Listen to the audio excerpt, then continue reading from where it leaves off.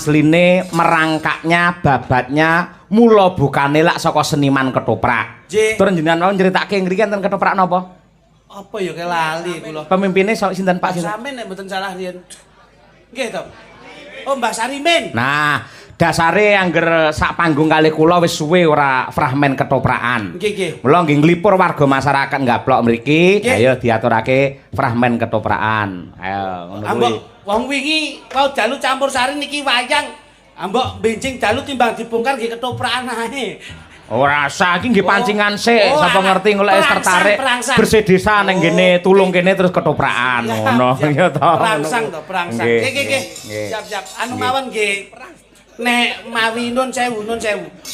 Menawi wonten ing Bojonegoro lak wonten Malawapati. Leres. Angling Darma. Nggih. Lajeng menapa wonten Madiun lak wonten napa menika Retna Dumilah. Nggih. Lajeng wonten Ponorogo lak Suminten Edan. Leres. Terus digolekke saka Pati niku enten Roro Mendut. Dige jukuk lakon mawon anu bayi lahir dalam gentong. Ki apa to kok iso? Bayi lahir dalam gentong. Anu wae jika Banyuwangi wae ya Mas. Oh, Minasinggo. Nggih Katresnan. Katresnan nggih. Anu Mas Lutuk kentonganipun dicepeng. Dalem. Kentongan kuwi kok saya tuweh saya budak ki ngopo to? Ora jane dipreksake ngono. Gayane nggih jam abang kulite ireng malah kok madu mangsa. Jangi sing lumprah ngono rupane ireng karo kulite padha. Ilang nggih jame anakku iki. Mangsane mbok sing serasi ngono lho, macak ki ora ono melu nyapa. Jenengan Minasinggo. Lah, sampean ki ya perkemian. Lah piye Banyuwangi? Banyuwangi nggih Sida Paksa Wiratmaya. Oh, alah nggih. Kanjeng Rama niku Mbah Haji Sukron Suwondo nggih. Ora paham. Set kok iso Sida Paksa kok karo Wiratmaya ya apa to? Lah, Wiratmaya lak ya anu to. Sri Huning kuwi. Lah nggih kula critakne Wiratmaya gandengane Sri Huning. Oh, ngono. Sida Paksa kalih Sri Tanjung. Nah, nek niki kaya Srigala. Ayo. Nggih. Sukodono berarti. Oh, Sukodono. Oh iya, nggih. Kula ngampil Ibu Waranggono setunggal. Boleh, Mbak Dian Munasirah sing asli saka Medion boleh. Nggih. Musyawarah. Nggih. Sapa, Mbak? Samirah. Mbak Dian Musyawarah. Musyawarah. Dian Samirah. Oke, siap-siap apik nyenengke lho iki. Munasirah. Ayo, nggih. Niki magister seni lho iki. Iki nek sambele bawang sok ilengo, lawe iki kaya greh pethek kae enake ramum. Sambele anget nika Mas ngono. Ya ngene iki, cilik ning nyenengke tipis. Nggih. Niku dadi Sri Tanjung. Oh, niki. Nggih. Oke, siap. Nggih. Jomeri lho. Rol Sida Paksa. Rol Sida Paksa. idumu. Ayo kentongane, ayo. Iso ngentongi ora? Iso kentong indasmu malah iku. Aja nesu to takoni yo. ya. Jan ora gampang nesu. Kene iki elek-elek ngene sesa budaya ngono. Bagian ngelek. Kowe dadi macane kewirangan kok iso. Lah kok iso kewirangan Ora Mas? kewirangan piye? Katoke suwek kok. Lah kok pas weh, penontonnya muni kae. Lho macane ndoke gedhi. Lanang kan depan. Ora ngangge lanang sik lho dele iki. Langsung sendoke gedhi. Lanang lek pade bagi yo. Ayo duduk. Nyapa to sik urung ngelantas. Jajal ketokane muni bola kaya. Ora tau tanggapan rancang. Bener. Aja nyeneni pradonggane Mas Cahyo to kok mangsamu kentongamu kepenak, sing iringi kepenak. Dek musyawarah kenang tutup-tutup. Nggih. Dek Dian ya? Nggih.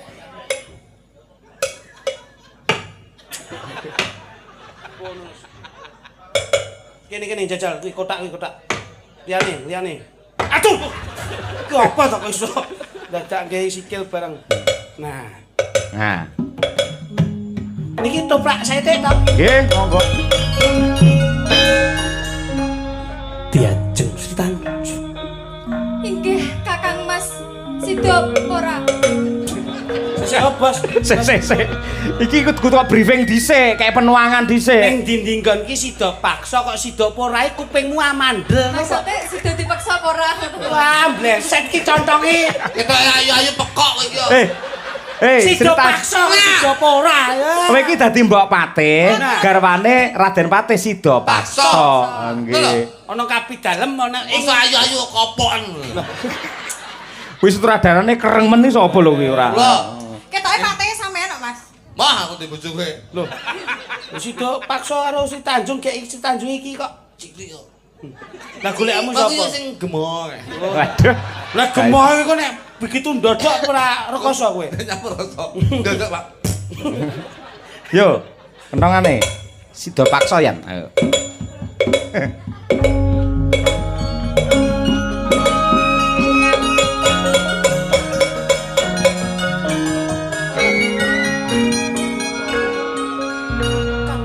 Kang Mas Sida Paksa. Suaramu nggih tenggorokan.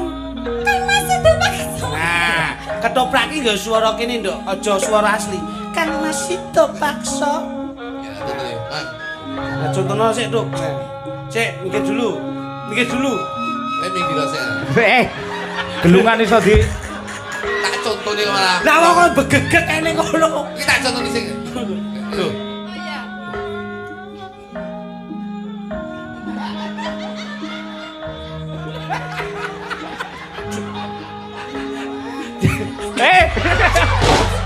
masa ya langsung mbok kokop ngono. Ora meduk harus. Gawe ngomong-ngomongan. Suwen. Diajeng si Tanjung. Wonten dawuh katimbalan Gusti Patih. Wektu dina iki pun Kakang katus dening Gusti Prabu Siladikrom.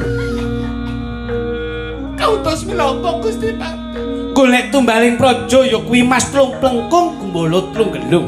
Lajeng kula kandos pundi? Sono tuh. Iya. Lajeng kula kandos pundi? Nah, aja gerake. Ayo.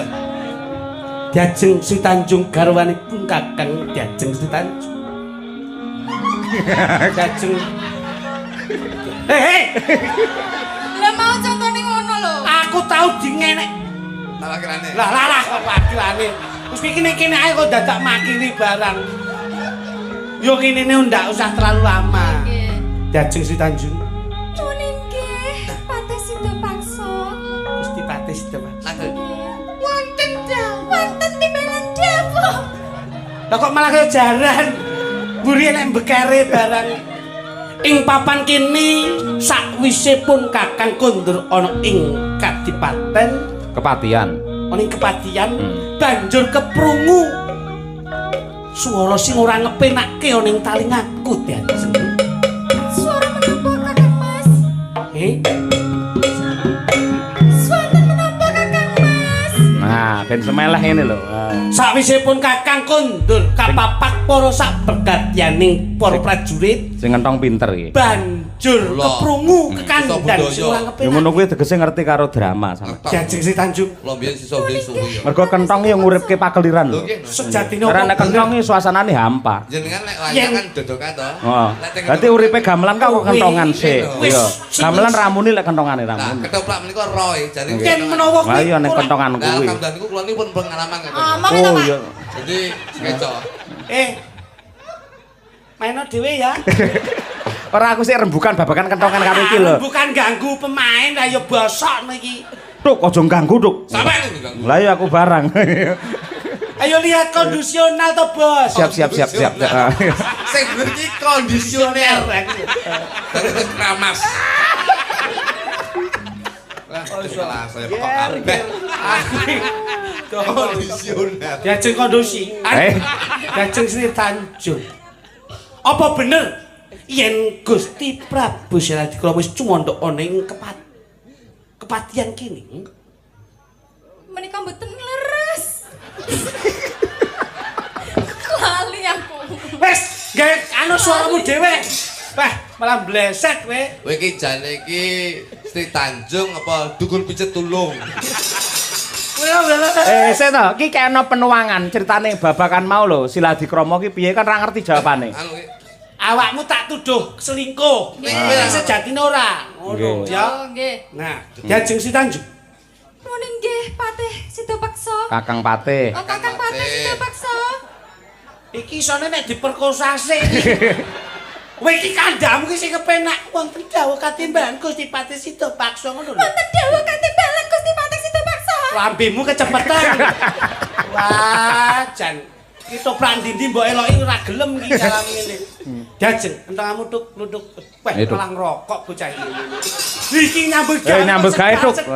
Uripe pakliran ning kentongamu ya ora. Ora oleh uncalan rokok iki mau. Dajeng. Nuwun katimbalan dawuh. Sejatine Kakang Trisno marang kowe.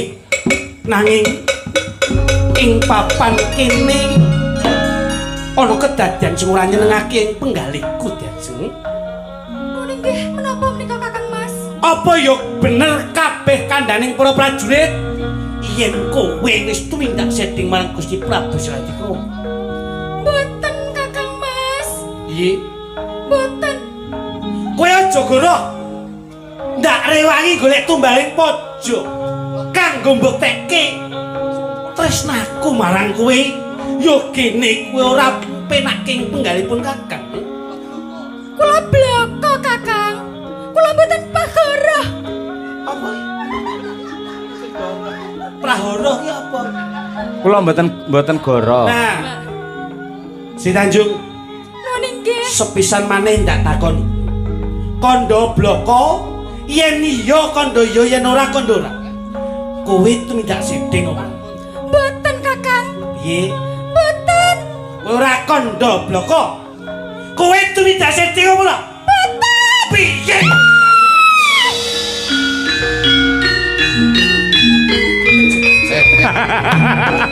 Iki mana sing ngentong lho kok suwi. Ora ngajeni sing ngentong lho. Lah nek kene tok tok tok iki ngono. Ora tok tok ngono.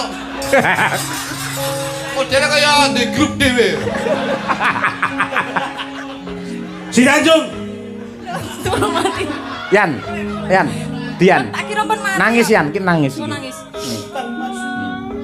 Mboten Kakang Mas. kurang apa aku anggone menehi katresnan marang kowe? Kurang Nyatane kepara nyata.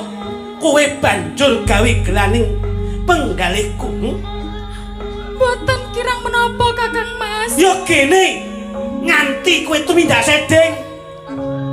Kowe gawe wirangpun Kakang Si Tanjung. Kula mboten tumindak sedhing Kakang Mas. Sepisan maneh ndak takoni ya bocah ayu. Kowe tumindak sedhing apa ora? Mboten. Piye? Kowe tumindak sedhing apa ora? Assalamualaikum. Iki Waalaikumsalam. dapuke apa? Waalaikumsalam. Niki wis daleme sudah paksa. Nggih leres kula piyambak. Yen pangapunten kula mau ngelingne niki tanggal 9 wae asok PCX. PCE. Walah iki dep kolektor to. Oh iya. Anu PCE mboten enten-entene PCK. Lha apa niku? Pijat. Kowe iki mangsane kok ketoprak mbok wenehi lesing barang iki ya ngopo? Kowe aja dadi lesing. Tuk. Milenial, lho Pak. Dadi napa? Sampean dadi emban abdine si Oke. Sri Oh, Tanjung. matuk. Aku sing ngentongi, ngene kentongi gorene. Ayo. Pak saya. Ayo ngene iki. Yo. Ngene. Yo, dikancani, dibelani Ngono lho, kuwi. ben serasi ngono kuwi. Gustimu putri. Yo. Sri Tanjung. Nuwun inggih Kakang Mas.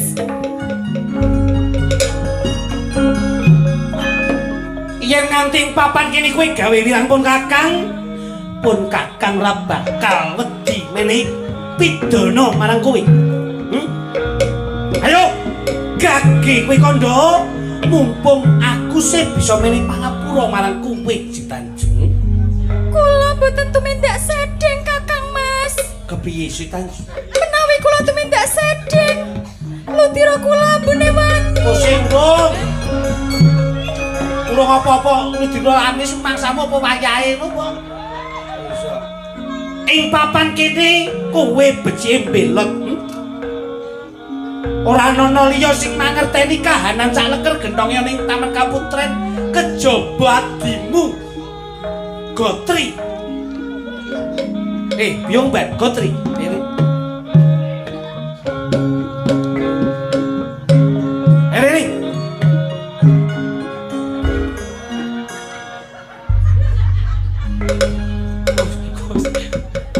Sejatine kowe ngerti apa ora? Yomban. Wonten dawuh Gusti Patih. Sejatine kowe ngerti apa ora, Kas?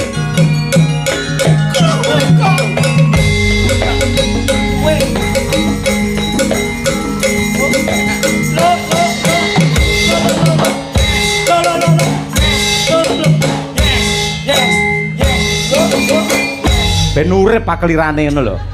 Ben urip ketoprake. Keliran urip, tapi iki sing ngentong iki masalah. Apa? Ben gayeng kono. Aja ngono to, Bang. Lah piye to? Mosok apa nek ketoprak kok irengane Adela kowe. Ya tuk-tuk sing kepenak Oh, kok. iya. Ayo. Biung Ban. Kula menika sejatosipun badhe matur dhumateng panjenengan menawi Gusti Putri garwa panjenengan menika mboten tumindak lepat Gusti Pate. Kula menika dados sabda dalam kapatian. Sakit rasane mana kula menika ndak kok menika warna. Kowe kudu ngerti. Kang dipun tres kali kecaya panjenengan. Yen bendaramu sabda dalam kapatian menika dados saksi. Gusti Putri menika tresno saged dhumateng panjenengan. siji sing dak Tawa mana kawarno sakit rasane mana kula Gusti Pate. Yen boten priyangan dipun tres kali kecaya panjenengan. kowe ngerti apa sih? yo nuntu kamane kawarno Nanging bener. Gusti Putri menika mboten ndak setting. Oh boten priyangan dipun tres kali kecaya panjenengan. Yen kedadian mana kula. kowe pancen abdi keranjingan. Lah kuwi ngomong dhewe ora barbar lho kok. Ayo sumilir, sumikir. Sumilir. Kitir sumilir. Ayo sumikir. Ndangau. Ndangau. Yo kene kowe bisa natoni katresnanku. Ing papan kene kowe bakal ndak takoni lan sejatine kepiye? Kowe tumindak sedeng ora? Mboten Kakang. Piye? Mboten. Piye? Mboten. Yo kene kowe ati kedeng. Sabotan. Yen bendaramu kaya mangkene kudune kowe ngimutke, ora malah njur mbok toke. Si Tanjung. Yen kowe kandhaya, pun Kakang bakal meri parku lho. Kowe tumindak sedeng ora? Mboten Kakang. Tumindak sedeng ora? Lho, yo kene kowe. Ya cok pisan. Rapi deh. Ing papan kene tak weni wektu kanggo iki kandha. Ayo. Kandha wis Tanjung. Kapejana kula Kakang Mas. Kepiye? Kapejana kula Kakang Mas. Kowe njaluk ndak pateni. Nun inggih. Yo gini kowe njaluk ndak pateni si Tanjung iki. Menik ananging kula mitungkas. Anu Sing WA cepet to, wae. sing cepet ngomong aja sithik-sithik. Kon WA bas mulah kaya ngene. Barang tak dikte lah. Kula niku kaya ketuan ketoprak kene asma. Minangka tandha kasucen kula dumateng panjenengan. Minangka tandha kasucen kula dumateng panjenengan. Si Tanjung. Kowe arep kandha apa si Tanjung iki? Kapejana kula. Nanging kula mitungkas menawi ludira kula anggota arum kula mboten tumindak sedeng. Nanging menawi ludira kula abecin kula gendaan. Sing bisi ya kotlok kuwi ora.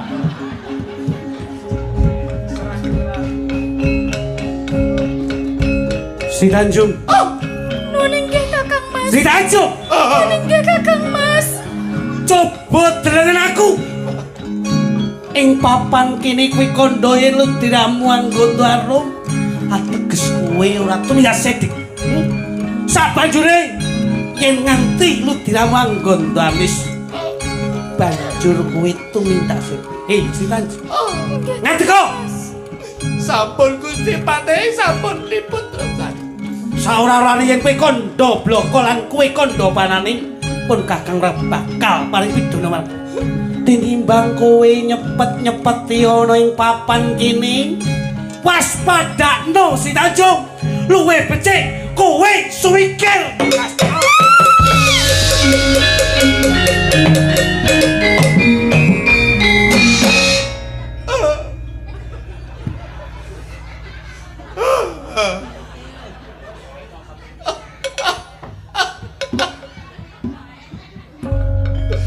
Yo gini kowe nangisi bendaramu.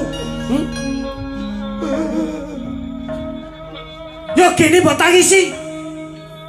Yen ngenti kedadian kaya mangkene, kudune kowe bisa ngimutke. Menapa ingkang badhe Kula mataken dumateng Gusti Putri kami. Lho kene kowe ra kondo aku. Yen wis ana kedadian kono kene. Kurang opo? Kurang kena mengidoni ya. Kowe opo ora ngerti? Gusti Putri menika kula sampun dawuh matur dumateng panjenengan. Kondo kok. Gusti Putri menika mboten tumindak sanceng. Apa kowe ngerti? Kula mangertosi. Kowe ora ngerti. Sopo aku, Lali karo aku dhewe. Jadi upate kok. Semikir. Semikir. Ya ya. Lara lecuk. Kulit lho koyo keluar. Semikir. Panas ya. Pas foto ya. Hei, apa? Hei. Diajeng si Tanju. Bakal tak bukteki sak kabeh kandamu.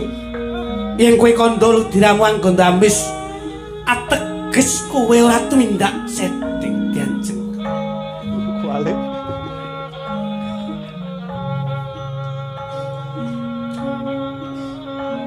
Belum. Belum. Belum. Ora diajeng.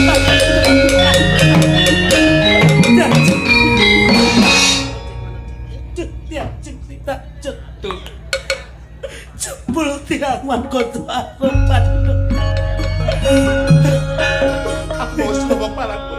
Dosa luput lan aku sing tak songkut si Tajen. Aku sematur Yukene lu tiramu angkontoan. Tajen. Jebul ora bener sak kabeh kandhaku marang sliramu. Bentang nelong atiku Tajen. Kados pundi kahananipun Gusti Pate? Gantikan aku si Tanjung. Ketiang kuntuan panduk. Menika kula sampun matur dhumateng panjenengan Gusti Putri menika mboten tumindak apa lagi napa tetep percaya. Pati goblok. Ayo dirukti besar. Sakit rasing manah kula Gusti Pate. Nyuwun pengatur. Sakit. Ayo dirukti. Teko.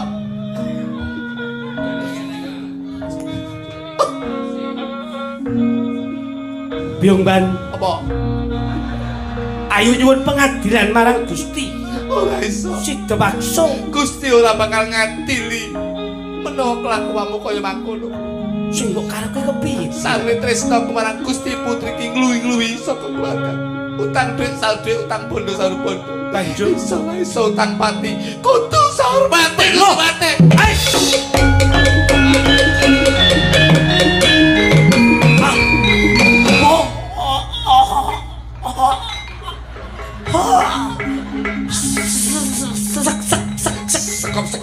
Sekop. Kowe tiku teni. Gitu.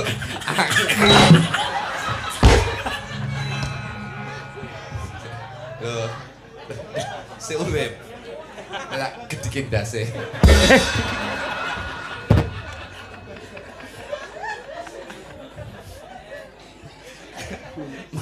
Mas Cahyo. Dalam. Salah niki pemainnya telu sing mati loro. Nggih. Iki mengki tanggapane bayarane njalweni kula kabeh. Bos. Kok iso duwe mbok tampa iki lho. Lah wong iki wong telu kabeh kok iso ya ditumrot. Ditumrot. Nah, kowe lek ngenekne kebanter iso mak sengkring. Mangsane. Nggih. Pangkling lho. Menjiwa iki, Pak. Luar biasa, perlu diajari wong ya nggih ra kulino kok ya nggih. Ning penampilane Mbak Dian sangat luar biasa ya lho tenan. Bisa menyegarkan suasana. Saged nek latihan Pak Toprak menika. Ya wis gampang. Oh iya, Kok nek pomo wis apik ya wis latihan. Iki toprak ajaran to, Mas. Pertama iki spontanitas ngene to, latihan iki ning panggung ngene iki. Nah ngono. Tak jamin kok ora wae iso. Ora mbok privatan. Iso kok ora iso piye to ora. Nah, gandeng suasana wis kaya ngene iki terus dingge hiburan. Leres. Nah. Mbak Dian iso istirahat mesake ora nggih. Iki gantine Mbak Okva terus Mbak Winong dan juga Mbak Trihasuti minangkani pamundhute Bapak Kepala Desa ing Kebon Agung Mejayan. Nah, nggih. Pak Alek ngersakaken pepeling langsung ya mawon, ngoten nggih? Nggih, langsung 3. Nggih. Monggo. lajeng kemawon lagunipun pepiling pamundhut saking Pak Lurah Alek Kebon Agung. Dados.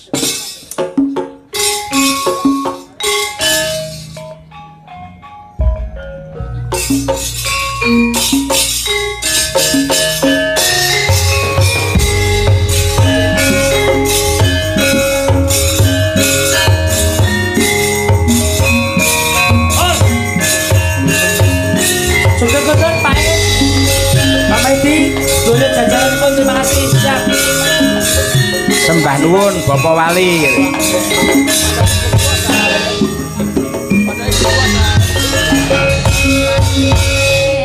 Rasati elengke wis wajine padha indahake ajan musuh manjan ayane senajan nakapi wajib gawe pangeran ora ganti lagae agama kita batu kudu tansah dijaga ati istiqomah nasib tumanina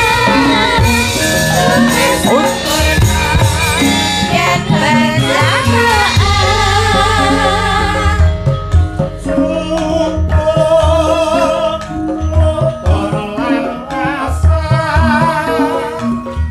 salat saya tingatake tindak mungkar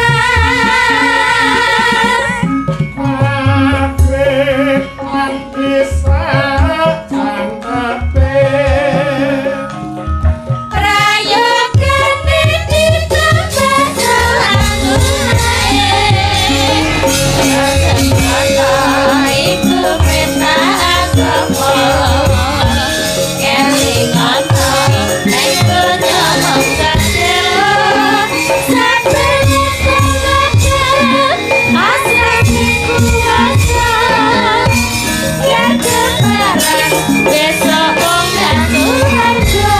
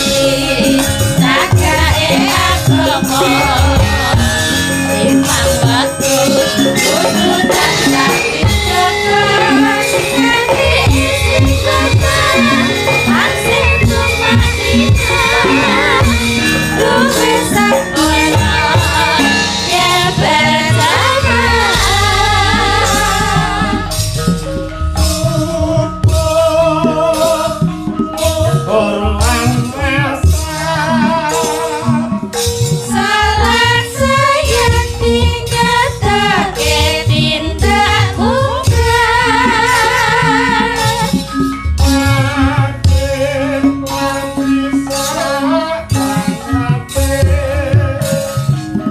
prayogane ditambah selangurae iku perintah agama kelingan nek nyomong sadar saben salat asrane kuasa ya keparan besok wong surga.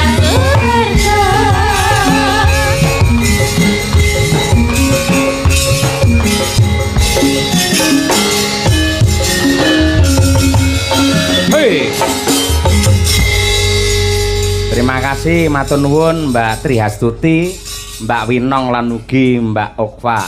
Nih ngeten Mas Klitik Kluthuk. Nah, diproduksi oleh Caksi Lover, wujudipun kalender utawi tanggalan ingkang gambaripun kados mekaten.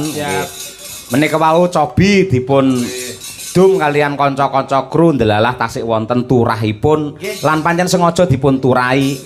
Kula nyuwun tulun dumateng panjenengan minangka tandha tresna, tandha kasih sayangipun Madangkara lan Caksi Lover. Dumateng para warga masyarakat ingkang kepareng rawuh dalu menika. Niki sing niki sebelah kanan panggung. Kula tanggalane trauma. Pripun? Aku tanggal 1 Asap Mekar, 2 Syariah, 3 BRI. Iki kiri panggung, yen kinadil. Kwitansi dadi ya. Monggo bapak-bapak kula aturi nampi menika tandha tresna. Nggih, tali asih men didumke kali Mas Klitik Kluthuk nggih. Fotokopi lho, Mas. Nggih. Menawi kata ingkang berminat insyaallah kula mangke produk melih menika nggih nyoba rumiyin. Insyaallah menawi kirang produk melih mengke anu 15.000-an. Ora. Nggih. Tampi monggo mugi-mugi saged manfaat. Amin. Pancen iki termasuk jajan sing setahun awet niki kita. Ha iya. Nek lak ngoten-ngoten lak saged kagem pangiling-iling. Nggih, Mas. Mriku nggih wonten napa gambar panjenengan. Leres, nggih. Gambaripun Bu Kesi. Nggih, kanca-kanca. Kanca-kanca Madangkara. Pesinden, pengrawit nadyanto enten sing praupanipun ketutup karo angka niki mboten masalah. Terus sampean barang ya aja samar. Kok karo Mas Thomas ki ya diparingi tali asih. Apa kuwi? Kaos. Amin. Pane oren. Makasih. Oh mburi tulisane tahanan Polres Kota Madiun ngono. Ya ora apa-apa. Dadi kaen. Bahasa mbok kek. Mas Klitik, Mas Kluthuk. Dawuh kleresan. Sembah nuwun panjenenganipun nggih. Mugi-mugi hajat niatipun Bapak Ali Mas Ngudi dipun ijabahi dening Gusti ingkang nyipta jagat ingkang beto barokah dumateng sedayanipun. Nggih. Ingkang baku Bapak Ali Mas Ngudi sarimbit Ibu Bu Wiwi. nggih. Mambah kang putra kekalih ingkang dipun lenggahaken wonten ing samudraning bebrayan. Insyaallah tumuju wonten ing keluarga sakinah mawaddah warahmah kakilan ini kang jinangkuk.